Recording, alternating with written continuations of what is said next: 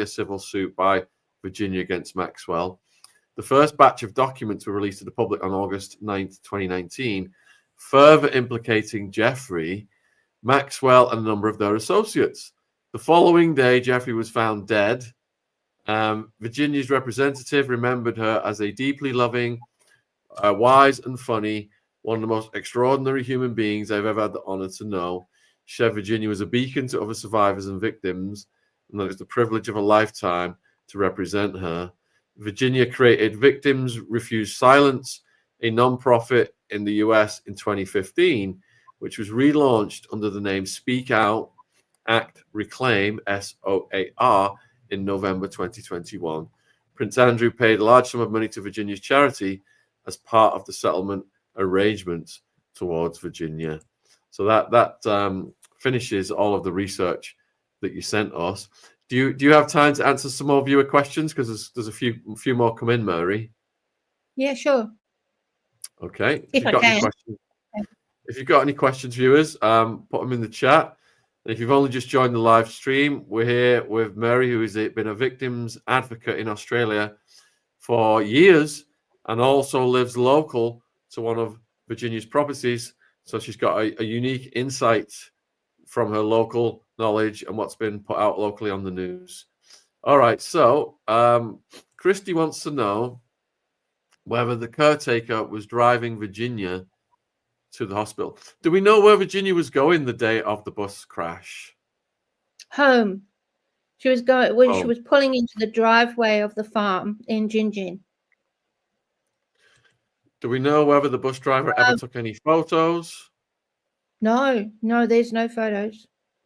No, there's no photos of the actual car. They've done some sort of aerial thing that we're looking at what might have happened, but it's not the actual cars. No, there's no photographs. It appears that the caretaker, the 71-year-old caretaker, was turning into the driveway of the farm off a country road, and that the bus was overtaking the car and therefore hit the car as it turned in front of it. So that is supposedly what happened. Whether the caretaker actually took her to the hospital, I would assume so, because it was the caretaker that rang the bus driver the following day. So I'm assuming so. I don't know so. Mary, do you know whether Australian school buses have dash cams? Ooh, good point. I would have thought so. You're getting asked as to whether you followed what's going on with Maxwell. There's supposedly she's trying to get a pardon from Donald Trump, or whether you're aware of any of her, she's been in court, if she's trying to appeal, if she's trying to get out, anything like that. Yes, she is. Yeah, no, she is trying to get out. Yeah. Because there's been a campaign. I think some of her family members were interviewed. I think she was even interviewed on Piers Morgan. It might have been, where they were trying to soften her image, saying she was a lover of animals and she was out to save the oceans and this kind of thing. Oh, well, that's nice. She loved animals. It's a pity she didn't love kids that much, eh? Well said. Tracy wants to know, is it true that the husband arrived shortly after the accident as he was close by? No. He wasn't even at the house the following morning. The family, a young girl, were at the house. Acquaintances turned up in his utility, a black utility. He wasn't there. And that was first thing the following morning after she died 10 o'clock at Friday night. And the acquaintance and family got together early the next morning at the Ocean Reef house. He was not there. So where he was on the Friday night is who knows? That's not been, it's just not, it's been ignored as to his whereabouts. Cam wants to know, why would 29 kids be on a bus near Gabby? I can only assume there's a school nearby. Okay. Mary, do you keep all of the records of your research in the media? Because in a few years it could get altered online. I do. Yeah, I do. I keep, I've got masses of files and I keep a lot of documents because that's always evidence of what you're saying. So Root is wondering whether the Currer was ever interviewed. I mean, there was a few quotes in your research from the Currer, wasn't there? Yeah. It seems like she has been interviewed. Yeah. And she, well, her response is, I'm not part of a cover-up or something to that effect. Have there been any reports about how the bus driver and the kids are doing now? No. In fact, things are very quiet here. I've been sent posts from England and from America where there's a lot of presenters and hosts discussing this. Actually, in Perth, there's virtually nothing there. There's been, on the Saturday, I think there was a 2-page article. There was an article with a photograph prior to that. Subsequent to that, there's been virtually nothing. What is the opinion of Australian citizens on Virginia's death? It's mixed. It's mixed. It seems to be quite mixed. I think everybody is confused because of the way it's been projected. It's been projected that she was the one who was the aggressor. He was the victim. He had to take a VRO on her. And that's the implication, and that's the projection, which is why I thought it's really important to point out that that is not the case. You've got a few questions coming in about the timings of possible autopsies and funerals.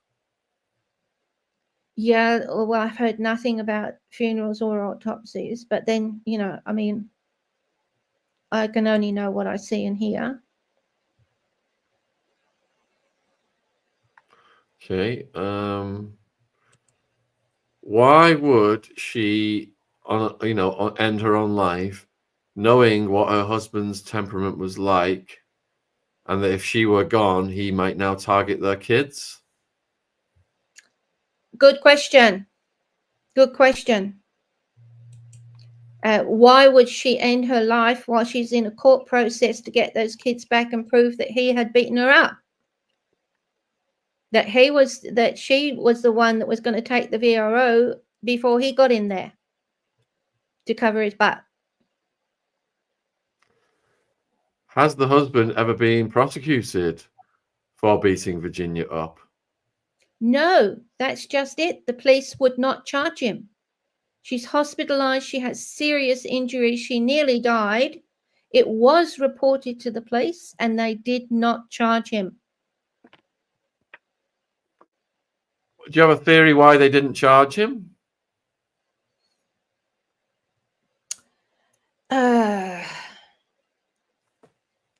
Do I have a theory about that?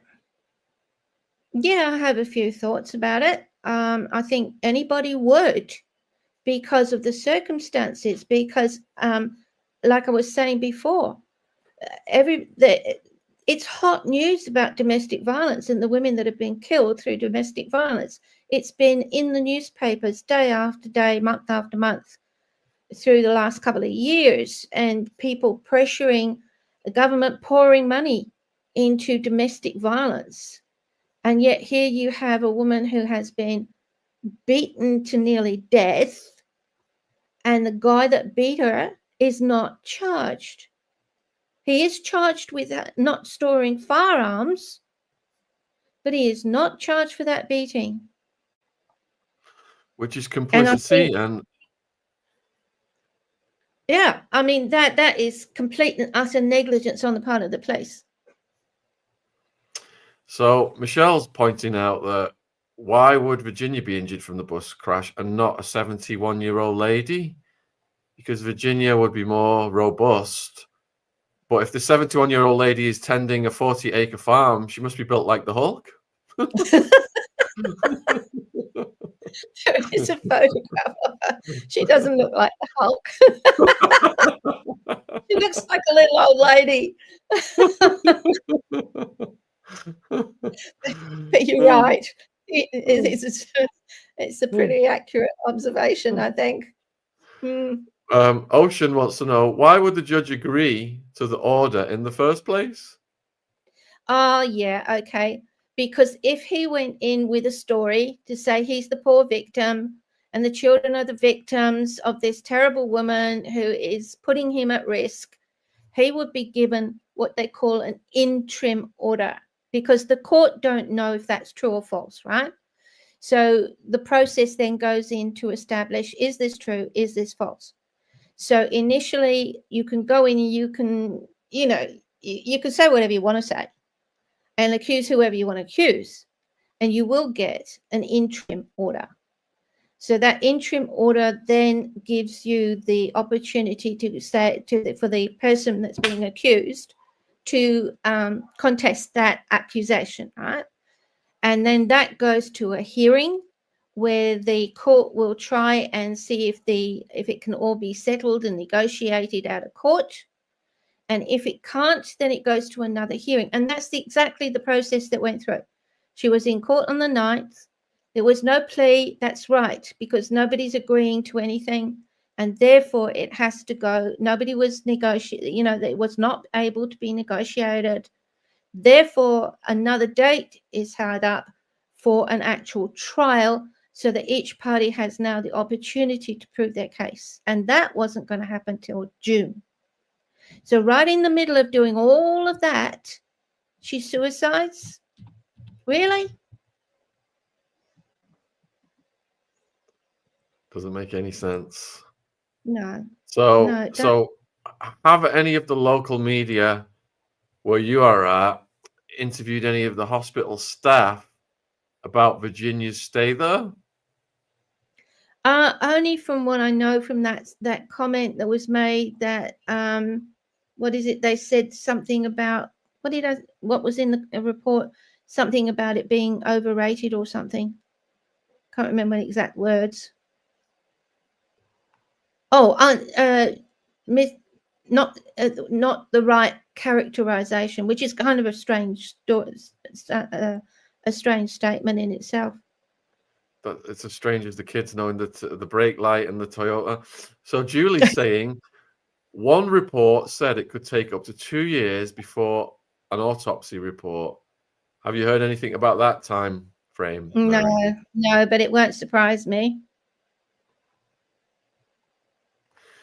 Okay, next question then.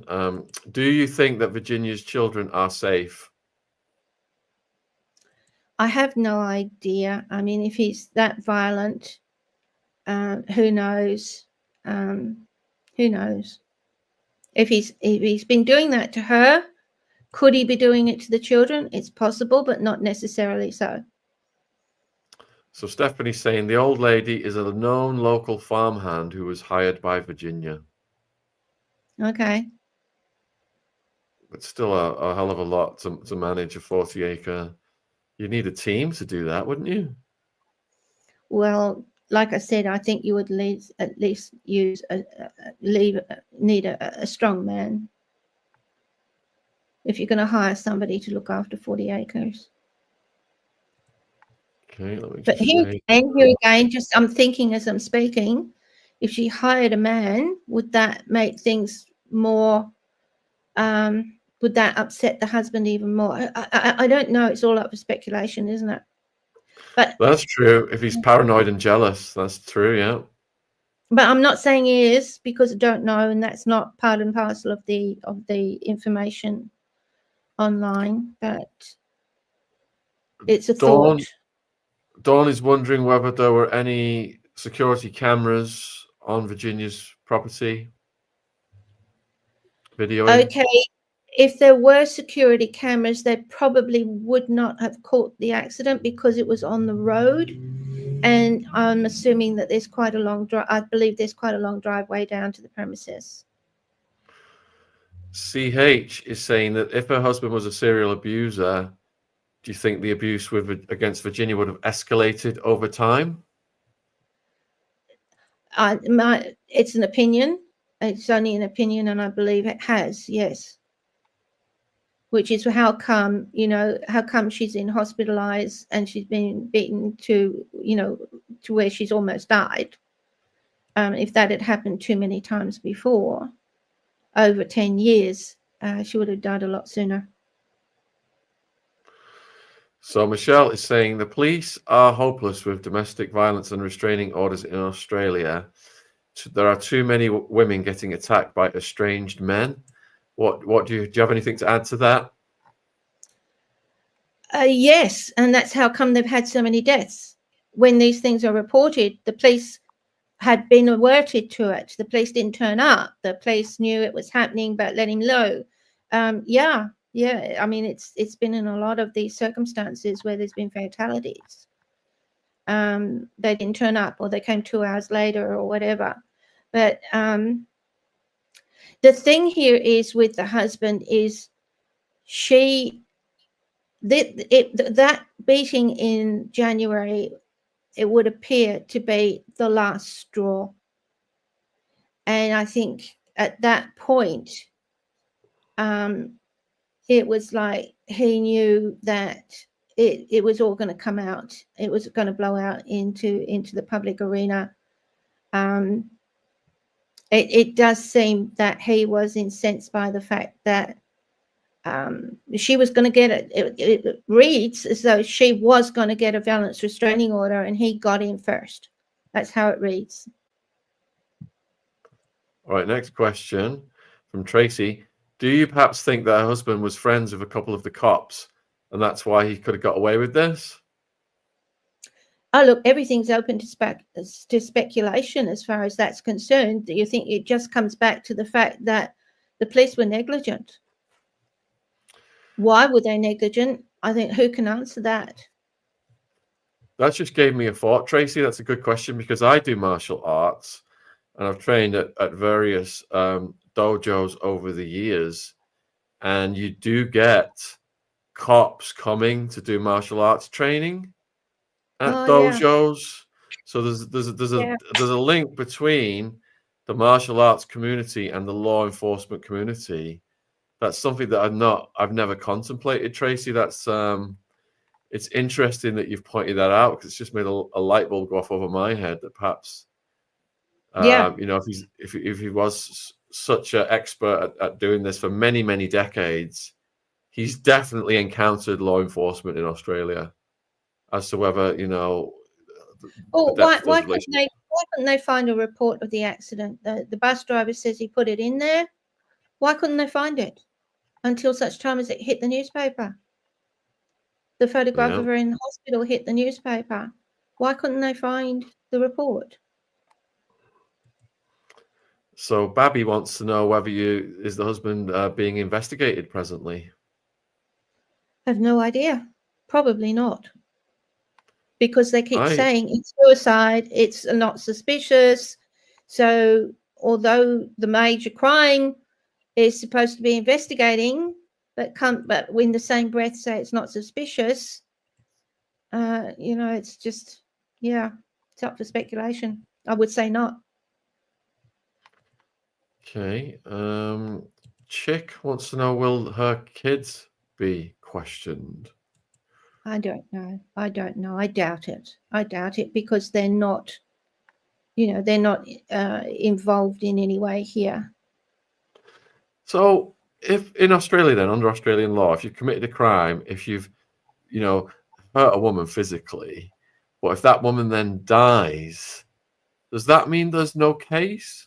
Or could he still be prosecuted? No. Yeah, no. Whoever was responsible for her death, it can be prosecuted, yeah. But could he be prosecuted for all the domestic violence he's done to her with the kids as witnesses? Who knows? But, you've got to look at the children being in a very difficult situation. I mean, they've lost their mum. They're living and depending on their father. And I think most people would respect the children's privacy and respect their, not drag them into it. Marnie, this question's going to make my head explode because we drive on the wrong side of the road here in England versus Australia and America, I think. So I was in America for driving on that side of the road. Marnie, do we know which way she was turning into her drive and what side rear light was broken? Brake light. Get it right, Marnie. they do say that she was in the far lane, the bus was in the near lane, and she turned right to go into the driveway. Tracy's pointing out that the ambulance bus driver could be friends with the cops because it's so remote out there, a small town. Doesn't everybody know everybody in these little areas, Mary? Well, when they talk small town, is the small town that's nearby Gingin. Gingin is a small place, right? It's country. Perth is not a small town. Perth is quite a big city.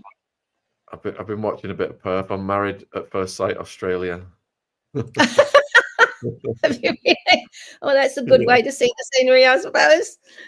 Me and Jen, my partner Jen, and baby Ziggy, that's what we do before we go to bed, watch a bit of Married at First Sight Australia.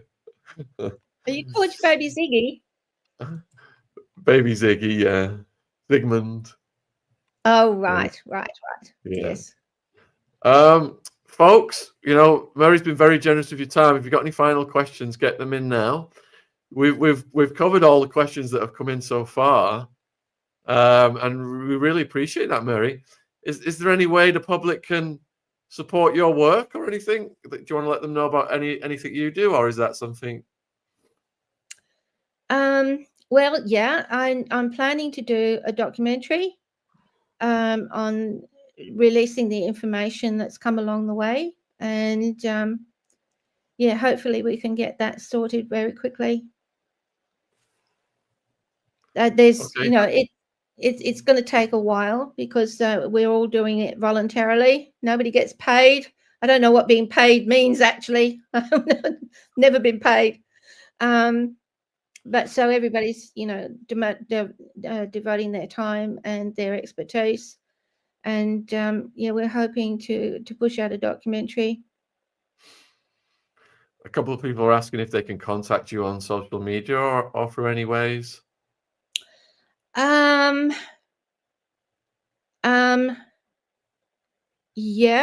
They can. If I can give you my email address when we come offline, can you just pass that on? Yeah, I can. Mary, you've got to beware though. If you put information out like that, it can get in the hands of people who might start trolling you and stuff like that. Yeah, that's why I'm sort of saying, can I leave it with you? I'll leave it with you. You've got my email address. And if there's any good people that I know that want to contact you, then I'll pass it on to them. Yeah, you might get a few interview requests coming in off the back of this because you've got a very interesting perspective. Well, I think she was a remarkable woman. I didn't meet her, but I think she's a remarkable woman, a courageous woman, and I really feel that she does not deserve what's happening to her right now, and she doesn't deserve the uncertainty and the innuendo that's going, that she's at fault anywhere here. I don't believe she was.